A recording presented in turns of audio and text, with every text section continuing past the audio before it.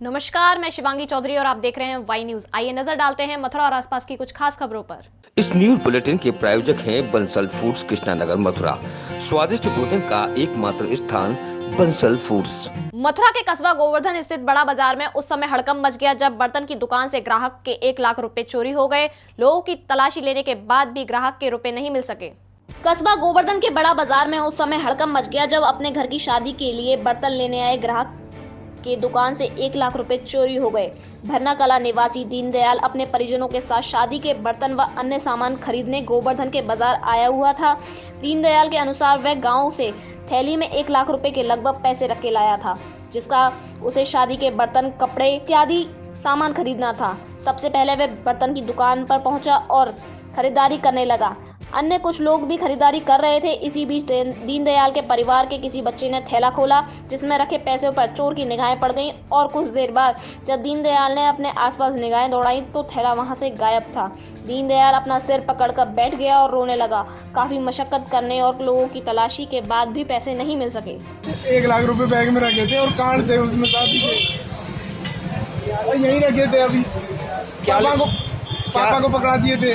मैं उधर मुंह पे आया और इधर मैं कह रहा था ये बैग धरा है, कार्ड निकाल के दे दूं। अब बच्चों को दिया, बच्चे ने खोल के देखा, किसी को नजर पड़ गया और उसने।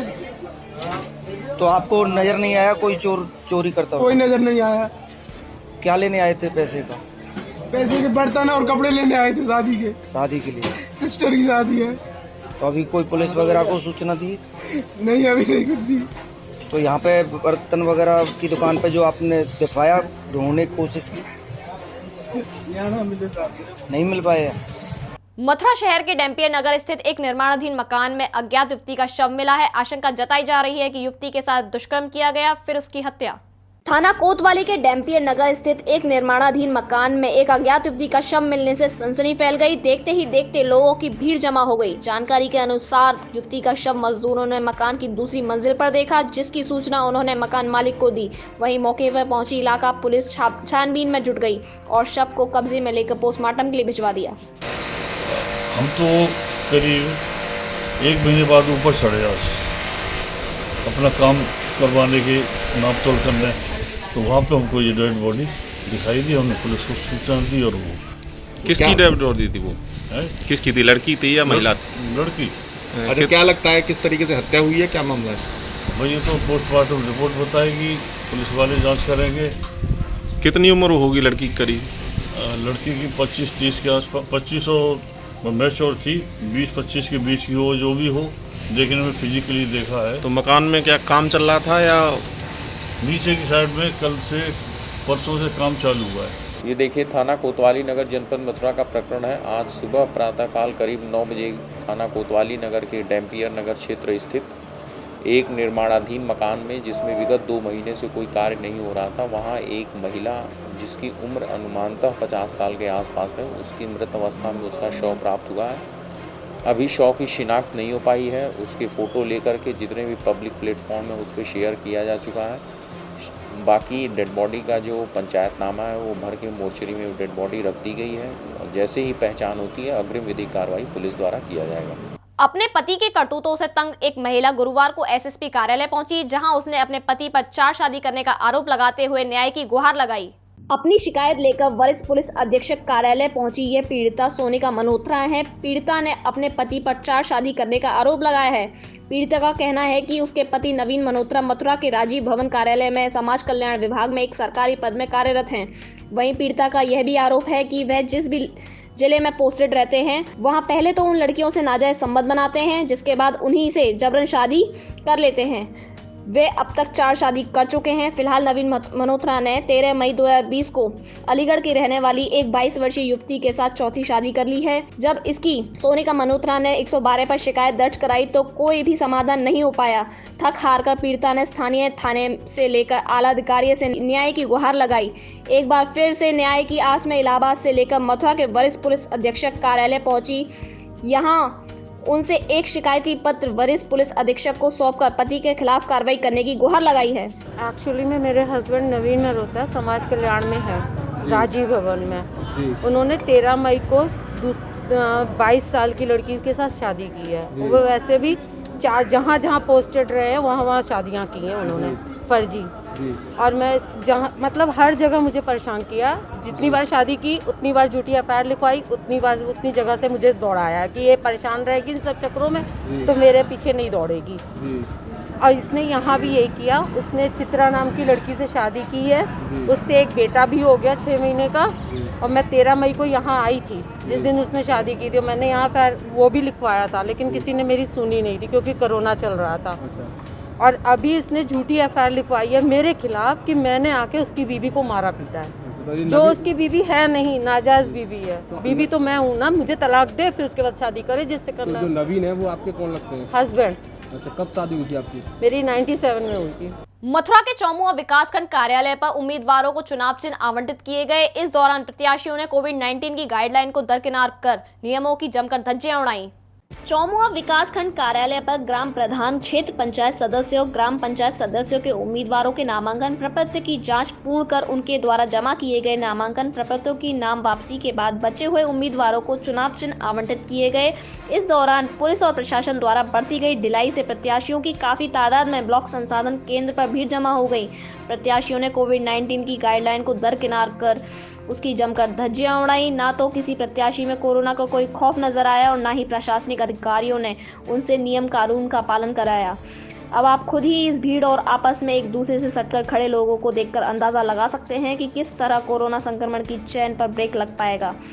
चिन्ह मिलने के बाद अब यही प्रत्याशी ग्रामीण क्षेत्रों में गली गली घर घर जाकर चुनाव प्रचार करेंगे। यदि इनमें से कुछ लोग भी कोरोना संक्रमित हुए तो आप अंदाजा लगा सकते हैं कि ये इस संक्रमण को कितने लोगों तक पहुंचाने का काम करेंगे। यहाँ रुकेंगे एक छोटे से ब्रेक के लिए।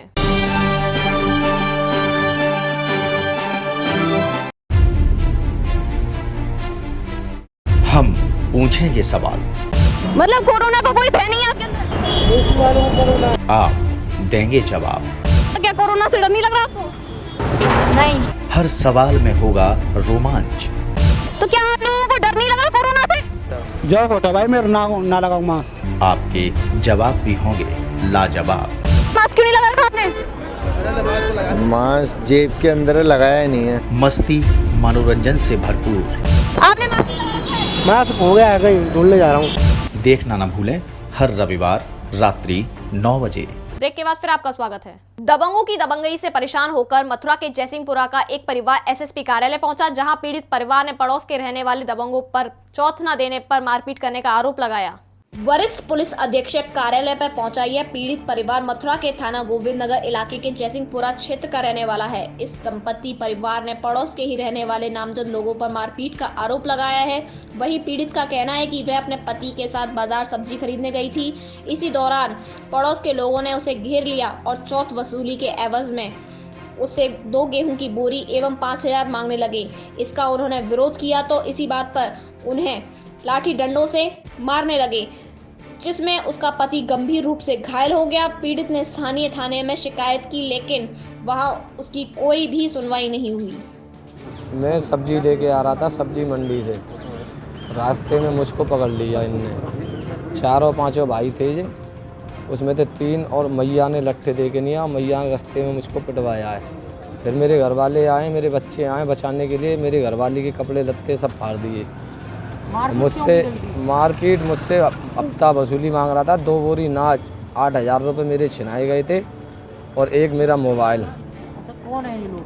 अबरार स्टी सीटर बदमाश चौथ मांग रहा मुझसे। 8000 रुपये का मैं नाज बेच के आया हूँ, वो भी मेरे 8000 छुड़ा लिए गए। घटना ही हुई थी, मैं और अम्मी अभी भी दोनों साथ में थे, सब्जी लेने जा रहे थे। रास्ते में 3-4 भाइयों ने पकड़ लिया। जो मैंने कुछ किया तो मेरे साथ भी ज़बरदस्ती की। 2 बोरी गेहूँ और 5000 रुपये हफ्ता वसूली मांग रहा था वो हमसे। उसी ऐसा क्यों कर रही थी आप?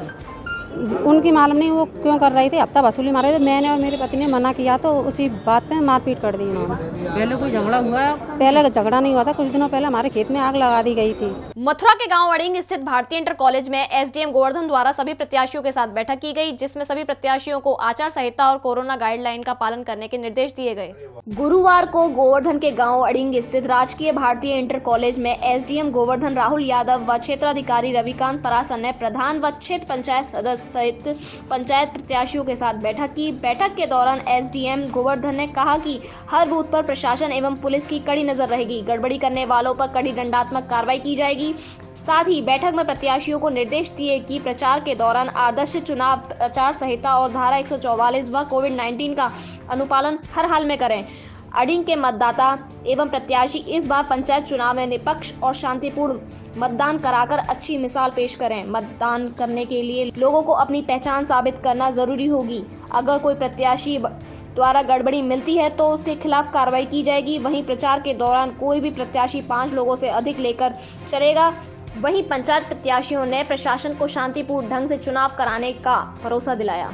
आज हम लोगों द्वारा यहाँ पे मीटिंग की गई है।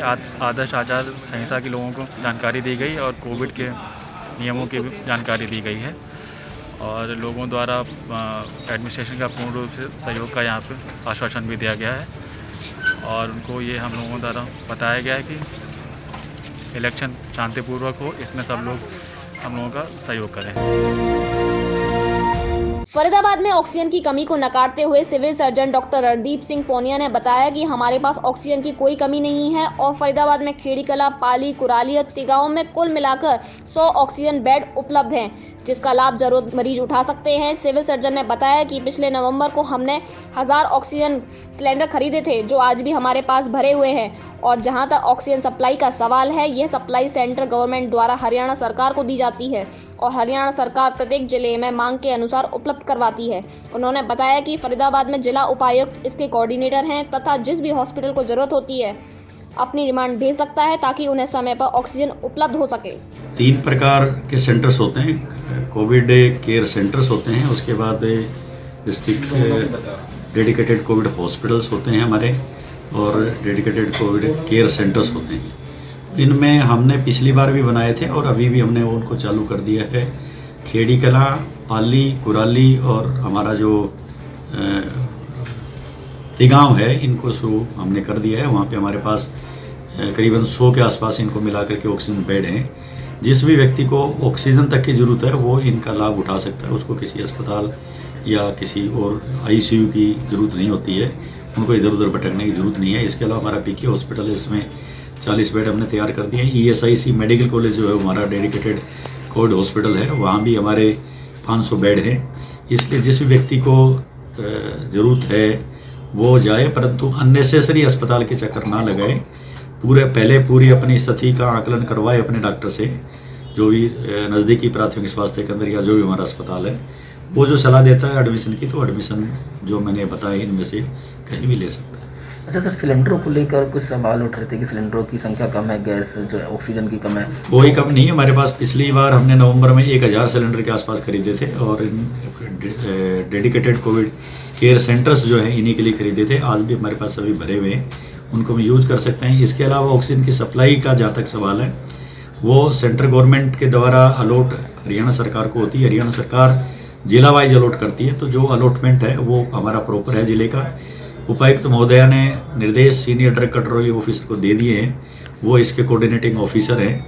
जिस भी अस्पताल को ऑक्सीजन चाहिए वो अपनी डिमांड पहले दिन उनको भेजें, दूसरे दिन, ताकि उनको समय पे। उसमें हम RT-PCR लैब बना रहे हैं। अभी हमारी जो RT-PCR की लैब है वो हमारे पास एक ESIC मेडिकल कॉलेज में है, दूसरी एक थस्टी हमारी यहाँ इंस्टीट्यूट है। दोनों के मिला करके हमारी करीबन 1200 या 1300 के करीबन कैपेसिटी है उनकी टेस्ट करने की। इस कैपेसिटी को और बढ़ाया जाए, इस के तहत ये कदम उठाया गया है कि मेरा जो कार्यालय था उस कार्यालय को रिनोवेट करके और उसको RT-PCR लैब में तब्दील किया जाएगा। सामान इसका लगभग हमारे पास आ चुका है। दिखाई दे रहा है ये नज़ारा NIT स्थित Agarwal modern senior secondary school का है, जहां सरकार के आदेशों को धता बताते हुए सरेआम स्कूल खोला गया। बताया जाता है कि यह स्कूल वार्ड नंबर 6 से बीजेपी पार्षद सुरेंद्र अग्रवाल का है, जो खुद ही अपनी सरकार के आदेशों की धज्जियां उड़ा रहे हैं और बच्चों की जिंदगी इस महामारी के दौर में दांव पर लगा रहे हैं। स्कूल की छुट्टी होने के बाद वापस लौट रहे छात्रों से बात की गई तो उनका कहना है कि हमारी कोई गर्मी की छुट्टियां नहीं है और अब स्कूल ने आदेश दिए हैं कि कल से दोपहर 2 बजे से शाम 5 बजे तक स्कूल लगाया जाएगा और उन्हें हिदायत दी है कि कल से वे फॉर्मल ड्रेस में आएंगे और स्कूल बैग की बजाय किताबें, कॉपियाँ एक पॉलिथीन के लिफाफे में लेकर आएंगे। क्या कह रहे हैं स्कूल वाले? 2 से 5 बजे से आना है और पॉलिथीन लेके आना है। कल से कौन सा स्कूल है आपका बेटा? अग्रवाल मॉडल। कौन से क्लास में पढ़ते हो? 7th में पढ़ते हो। डेली आ रहे हो? Yes sir. कल जो बुलाया है किस यूनिफॉर्म में बुलाया है आपको? बिना यूनिफॉर्म घर के किसने कितने बजे से कितने बजे तक आना है? 2 से 5 अग्रवाल स्कूल में। तो ये गर्मियों की छुट्टी आदेश आ चुके हैं, तो गर्मियों की छुट्टी नहीं मिल पा रही है आपको? जी नहीं मिल पा रही। क्या कह रहे हैं स्कूल वाले? कह रहे हैं कि 2 से 5 बजे तक आना है और घर की ड्रेस में आना, पॉलिथीन के साथ। घर की ड्रेस में आना। क्योंकि छुट्टी कर दी गई है, पर यहाँ पर छुट्टी नहीं की गई। कौन सा स्कूल है? कौन सा स्कूल है? कौन सी क्लास में पढ़ते हो? 8th में। छुट्टी नहीं की गई है? कब से बुलाते हैं आपको स्कूल में? फिलहाल इस बुलेटिन में इतना ही। देखते रहें वाई न्यूज। नमस्कार।